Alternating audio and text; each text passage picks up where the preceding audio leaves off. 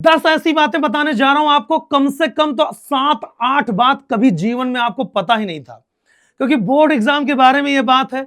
और अगर यह बात आपको पता, जिसको हैक्स बोल सकते हैं, अगर आपको यह बात पता है तो 95% गेन करने से कोई रोक ही नहीं सकता, अगर आपने 100% दिया है तो आइए जानते हैं कि क्या है वो top 10 study hacks for board exam. आपके 12th में क्या काम आने वाला है। सबसे पहला बात और सबसे इंपॉर्टेंट, जनरली ये बच्चे करते ही नहीं है, क्योंकि सबसे जो मेन चीज है वो होता आलस, मक्कारी। जाहिर सी बात आपको बुरा लगेगा, बट ये आपके अंदर है और इसी की वजह से आप यहां पे खड़े हैं कि गुरुजी जो है 70% टाइम बीत चुका और अभी तक कुछ नहीं पढ़े। अगर आप चाहते हो कि सच में आपके बोर्ड एग्जाम में भयंकर नंबर आए, तो डे 1 से मैं ये बात कर रहा हूं, डे 1 से बात कर रहा हूं ऐसे लोगों की। अगर आप टोटल लगभग 127 से 130 डेरिवेशन है, मैं फिजिक्स की बात कर रहा हूं, और ऐसे ही केमिस्ट्री मान लो, ऐसे ही मैथ्स में मान लो, ऐसे ही मैथ्स में तो डेरिवेशन नहीं आता, फिजिक्स और केमिस्ट्री में आता है, और केमिस्ट्री में भी डायरेक्ट डेरिवेशन कम पूछता है, बट फिजिक्स में डेरिवेशन का बहुत महत्व है। अब मैं फिजिक्स का क्योंकि मेंटर हूं तो आपको फिजिक्स को बताता हूं, बट सारे बोर्ड के सब्जेक्ट्स को लेकर के मैं चल रहा हूं। अगर आप 127 डेरिवेशन जो है ना, मैं आपको एक 100% गारंटी के साथ कह रहा हूं कि किसी को भी यह बात नहीं पता, लेकिन अगर 127 डेरिवेशन है, हर एक डेरिवेशन को 10-10 बार लगा लो ना, हर एक डेरिवेशन को 10-10 बार आप लगा लो इस प्रैक्टिस, और आपको लग रहा होगा अरे सर 127 डेरिवेशन 10-10 बार, पागल हो क्या।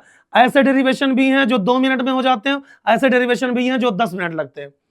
तो उसमें से मैक्सिमम ऐसे हैं जो छोटे डेरिवेशन हैं, कुछ बड़े हैं जो रे ऑप्टिक्स के हैं, कुछ मैग्नेट के हैं, मैग्नेट में भी बहुत बड़े नहीं है, रे ऑप्टिक्स के सबसे बड़े डेरिवेशन होते हैं। या फिर हाँ, कुछ डेरिवेशन आपको मिल जाएंगे वेव ऑप्टिक्स के, वो भी है। यंग स्लिट वगैरह में जाओगे तो वहां पे भी बड़े मिल जाते हैं, बट उसमें थोड़ा टफ लैंग्वेज रहता है, बाकी परेशान होने की जरूरत नहीं। मैं इसीलिए कर रहा हूं, अगर आप एक एक डेरिवेशन मिनिमम 10 बार रिवाइज कर लोगे तो आपका डेरिवेशन तो कंप्लीटली तैयार हो जाएगा, उसका फिगर तैयार हो जाएगा, आपको फॉर्मूला तैयार हो जाएगा 127 के 27। उसके बाद उस पे based short type questions, MCQs, assertion reasoning और very short type question. Derivation तो तैयार है, उस पे उसके भाई एक डेरिवेशन से ही निकल के छोटे छोटे क्वेश्चंस बनते हैं, तो आपको पता नहीं चलेगा। और पूरी किताब का केवल 30% पढ़ने से आपको लगभग 60% सिलेबस तैयार हो जाएगा। यह बहुत इंपॉर्टेंट बात है। अब समझिए, पूरी किताब का, पूरे बुक का केवल 30% पढ़ के आप 60% सिलेबस पे अपना कब्जा कर लोगे। दूसरा आता है कि न्यूमेरिकल, बहुत सारे बच्चे ऐसे हैं जो न्यूमेरिकल नहीं आता, उनको ठीक से लगाते नहीं, तो वो सोचते हैं कि चलो न्यूमेरिकल पार्ट छोड़ो, बस डेरिवेशन और ये सब चीजें रख लेते हैं। बट आपको पता है कि न्यूमेरिकल भी अब ज्यादा आता है और ठीक ठाक पोर्शन में आता है न्यूमेरिकल, तो अगर आप उसको छोड़ते हो तो आपको ठीक ठाक नंबर नहीं मिल पाएंगे, फिर नॉर्मल एवरेज से भी कम नंबर मिलेगा आपको। ऐसी परिस्थितियों में हम कैसे क्या करें कि न्यूमेरिकल आए हमको, या हमारा जब तक कि उसमें इंटरेस्ट नहीं जागेगा हम कैसे लगाएंगे न्यूमेरिकल। अगर ये वीडियो आपने पूरा कंप्लीट देख लिया ना, तो आपका बोर्ड वाला जो लाइफ है वो बहुत भयानक बदल जाएगा। तो मैं ये कहता हूं, सबसे पहले स्टार्ट करिए ऐसे क्वेश्चंस को ढूंढ के करिए जो केवल फॉर्मूले पे बेस्ड हैं। F = K Q1 Q2 upon R², V = I R, P = I² R, P = V² by R, ऐसे V = U + AT, S = UT + R, हालांकि ये 11th का।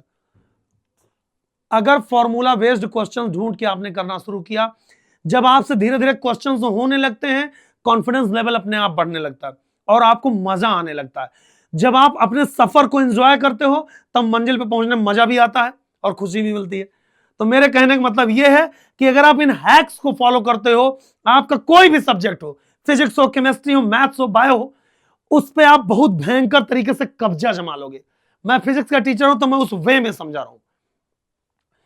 और सबसे खराब बात जो बच्चों के अंदर है, इवन टीचर्स भी ये गलतियां करवाते हैं कि बच्चों को क्या करते हैं, सिलेबस के बारे में, हालांकि सिलेबस के बारे में तो बताया ही जाता, लेकिन आप में से 60% बच्चे ऐसे नामाकूल और मक्कार होते हैं कि वो अपना सिलेबस जानते ही नहीं, आधा सफर तय हो चुका है। और मतलब कि वो, अब ये समझ लीजिए कि जो हाफ ईयरली एग्जाम होता है बच्चों का, कहने के लिए होता है बोर्ड में, तो अगर हाफ ईयरली एग्जाम तक पहुंच गए और अभी उनको ठीक से पता ही नहीं कि सिलेबस क्या है, डिलीटेड पोर्शन क्या है, डिलीटेड और जो सिलेबस में है वो क्या है, और कौन से ऐसे पोर्शन है जो डिलेटेड है, उसके बाद भी वहां से क्वेश्चन आ जाते हैं। और बाद में क्या होता है, ये 10-15 नंबर का वेरिएशन लाके खड़ा कर देता है एग्जाम में, बहुत बेहतरीन प्रिपरेशन होने के बावजूद।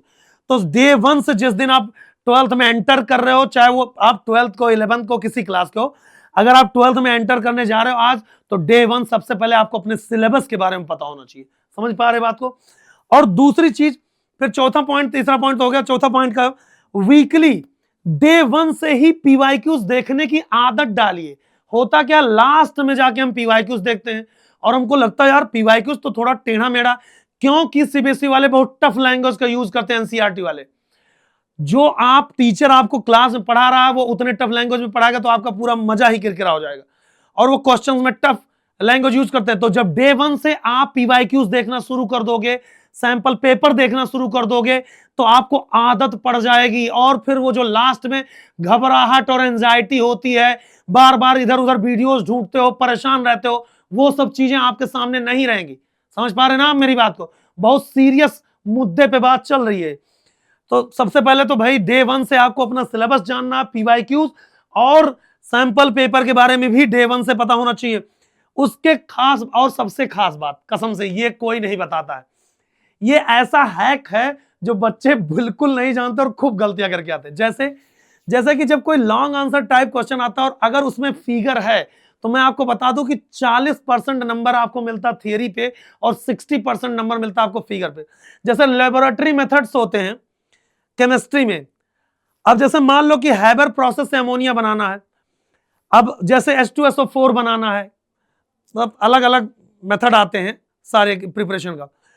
तो जो भी चीज लेबोरेटरी मेथड में बनाना, उसका पहले तो आप फिगर बना लीजिए और जो इंपॉर्टेंट रिएक्शन है वो बना दीजिए और लिख दीजिए। और अगर आपने पूरी थियरी नहीं लिखी तब भी आपको 60% से ज्यादा नंबर मिल जाएगा।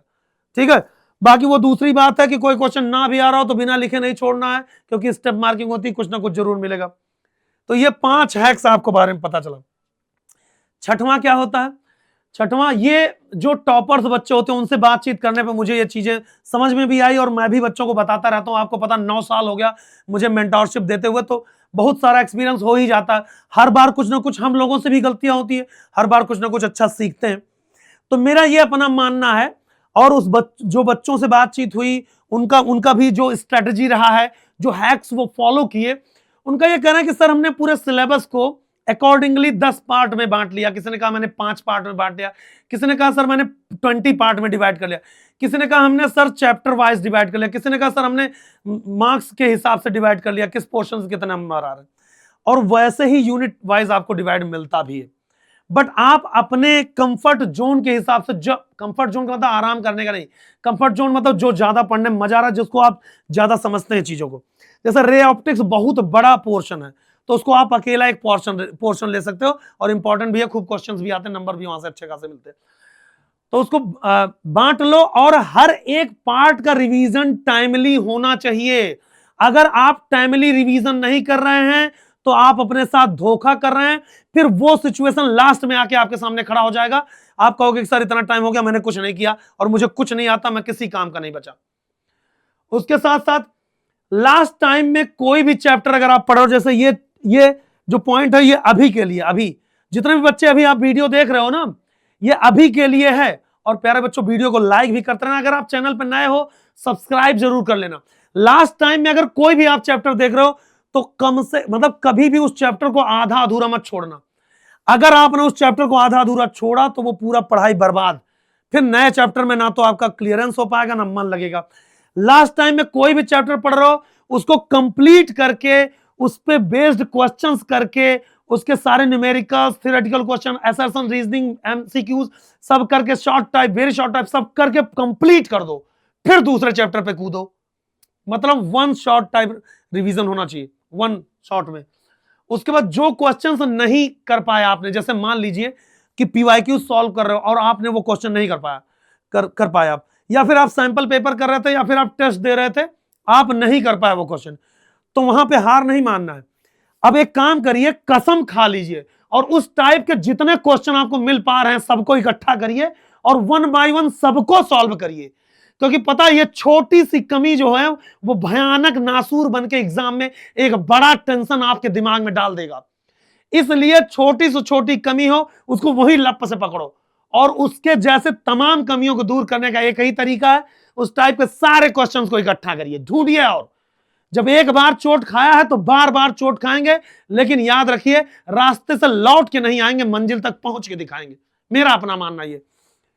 तो ये वाला काम कर लेना। उसके बाद मिनिमम, मैं अगर आपसे बताऊं कि एक बेहतर बच्चा जो होता है वो रिवीजन उसका औजार हो जाता है, हथियार हो जाता है, क्योंकि एक तरफ आप सिलेबस पढ़ते जाते हो और पीछे अपना एक लीक छोड़ते जाते हो, लेकिन आपको पता इतनी सारी चीजें एक साथ हो रही हैं, वो लीक मिटता जाता है, जो आप पढ़ के गए वो भूलता जाता है।